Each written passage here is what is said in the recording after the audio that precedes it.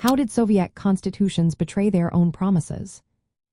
Imagine living in a country where the constitution promises freedom of speech, religion, and equality, but in reality, those rights are just words on paper. That's what happened in the Soviet Union. The Soviet constitutions, from the first in 1924 to the last in 1977, looked impressive on paper. They guaranteed many rights and freedoms, but the truth was very different. The main problem was that these constitutions made the Communist Party the top authority. They declared the party as the leading and guiding force of society, which meant it was above the law. This made the Constitution's promises meaningless because the party could ignore or suspend rights whenever it wanted. The constitutions also said that citizens had rights like freedom of speech, assembly, and religion.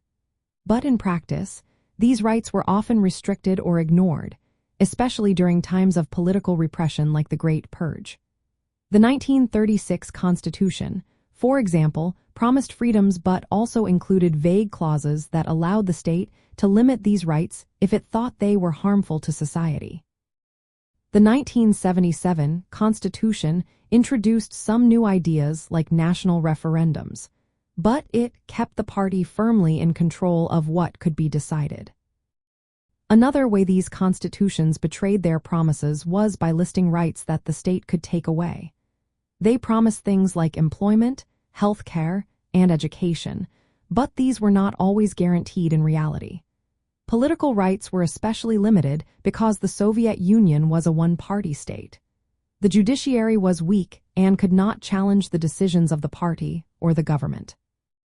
This meant that ordinary citizens had little protection against abuses or arbitrary decisions.